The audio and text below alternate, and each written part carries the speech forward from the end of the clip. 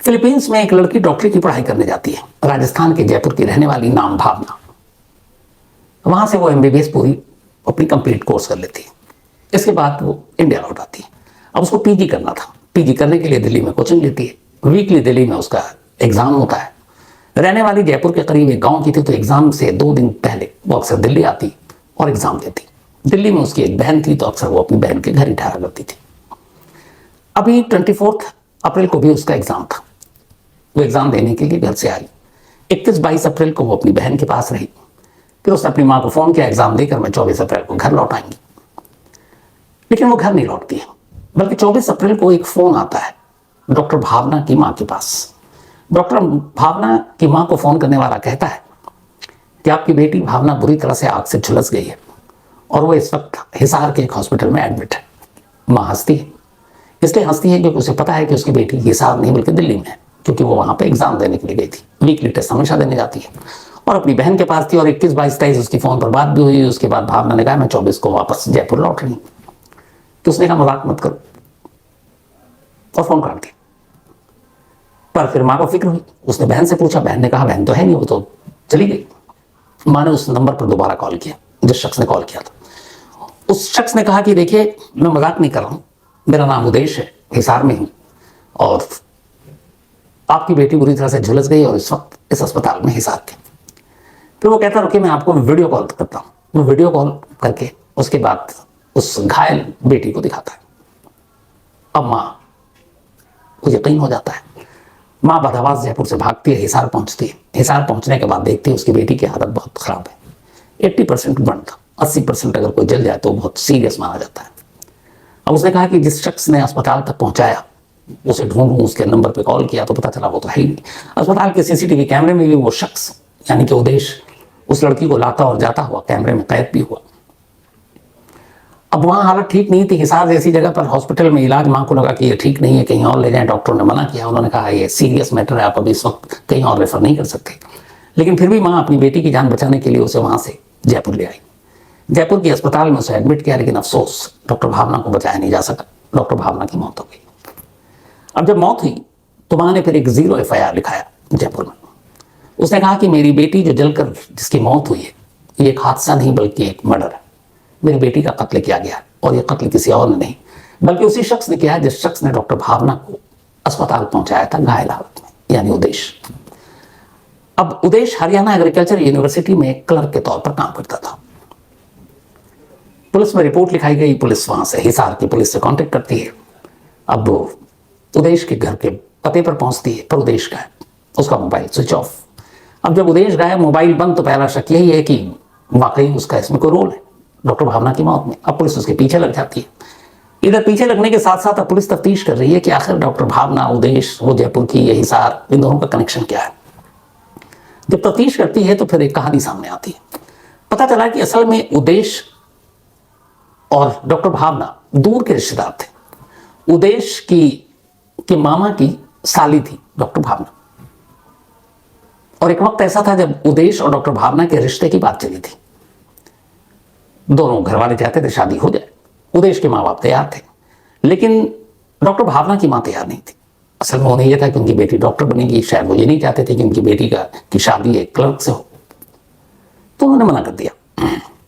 हालांकि उदेश की फैमिली का यह भी कहना है कि फिर बातचीत आगे बढ़ी तो वो एक शर्त पे तैयार हो गई कि मैं अपनी बेटी को फिलीपींस डॉक्टरी की पढ़ाई के लिए भेज रही हूँ, तो करीब 35 लाख का खर्चा है, वो खर्चा आप दे दीजिए। तो उदेश की माँ ने कहा भाई कैसे हम पैसे दे दें, मतलब लड़के वाले, मतलब दहेज लेना सिर्फ जो है दूल्हे का ही हक है हमारे देश में। अजीब बदकिस्मती है। खैर ये उनका इल्जाम था। तो ये हुआ कि शादी हुई नहीं क्योंकि भावना की माँ तैयार नहीं थी। अपनी बेटी की शादी जो होने वाली डॉक्टर थी। और फिर इसी बीच में अब डॉक्टर भावना अपना फिलीपींस में MBBS की पढ़ाई कर रही हूँ। इधर 2018 में उदेश की शादी उनके घर वालों ने निकी नाम की एक लड़की से कर दी। अब उदेश और निकी दोनों खुश। उदेश हिसार के अपने गांव में रहता है, लेकिन यूनिवर्सिटी में भी उसे एक क्वार्टर मिला हुआ था, हरियाणा एग्रीकल्चर यूनिवर्सिटी हिसार में। तो वहाँ उस क्वार्टर में भी रहता था, छुट्टियों में अपने घर आ जाता था। धीरे धीरे वक्त बीता, उदेश को एक बेटा हुआ, पति पत्नी दोनों खुश।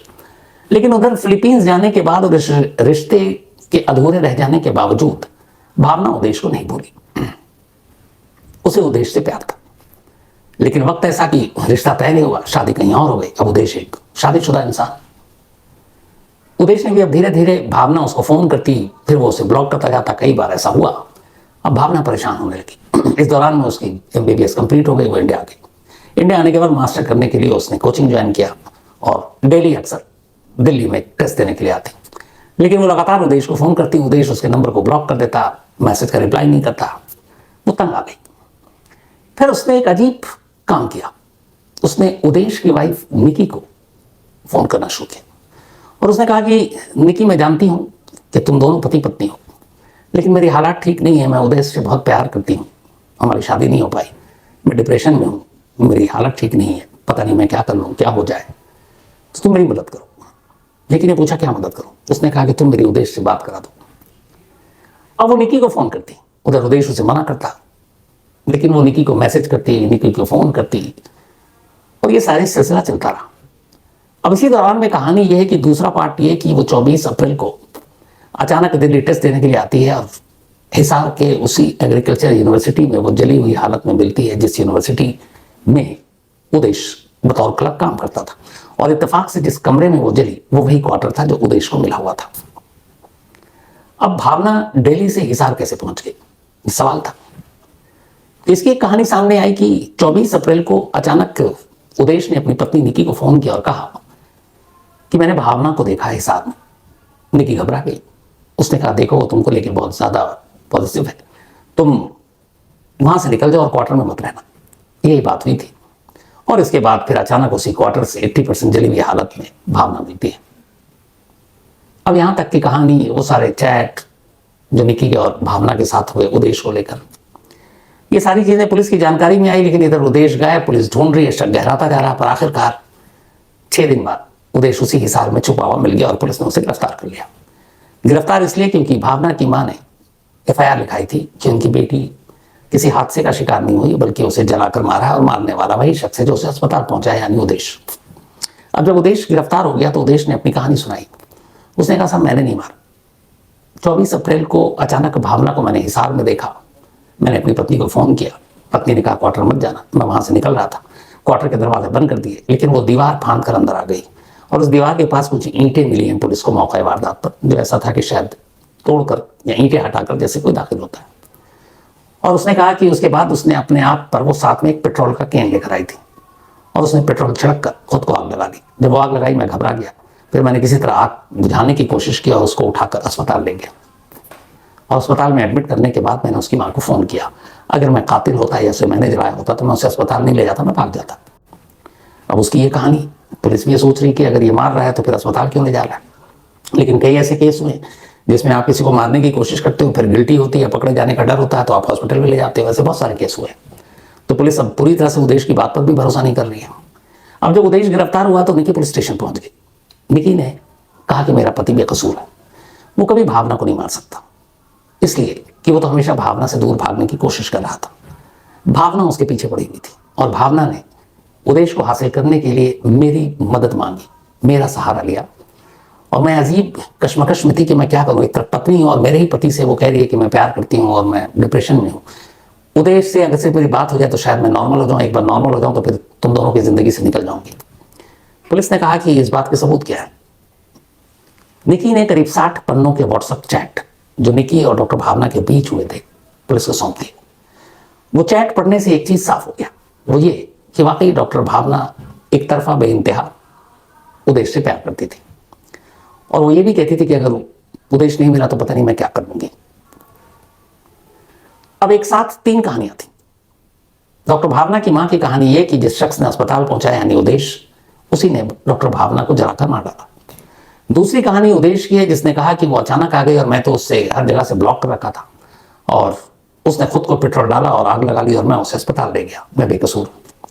तीसरी कहानी है उदेश की पत्नी निकी की, जो ये बता रही है सबूत के साथ कि निकी मुझे कॉल करती थी, वीडियो कॉल करती थी, मैसेजेस करती थी और कहती थी मेरी बस उदेश से बात करा दो, एक बार नॉर्मल हो जाऊं तो मैं जिंदगी से निकल जाऊंगी।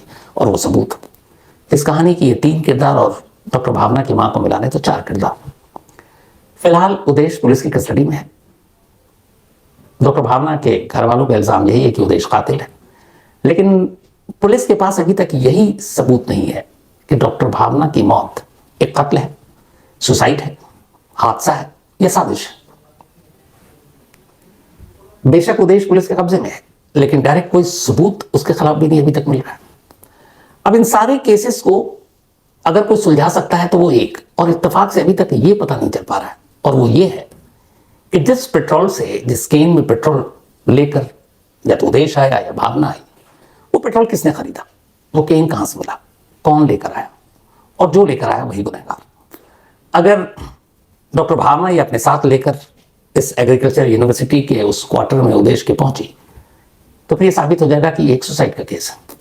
लेकिन अगर वो खाली हाथ गई और वो केन उसी क्वार्टर में था या उदेश लेकर आया तो इसका मतलब है कि उदेश गुनहगार है। तो अब ये पूरा केस एक पेट्रोल और पेट्रोल के केन पर टिका हुआ है। इसकी सच्चाई जैसे ही सामने आएगी, इस रहस्यमय केस की कहानी पूरी तरह से खुल जाएगी। पुलिस लगी हुई इस तफ्तीश ये पता करे कि इस पेट्रोल और केन की सच्चाई क्या है, और जैसे ये सच्चाई सामने आएगी मैं जरूर इस कहानी का क्लाइमेक्स आपको बताऊंगा। फिलहाल क्लाइमेक्स अधूरा है।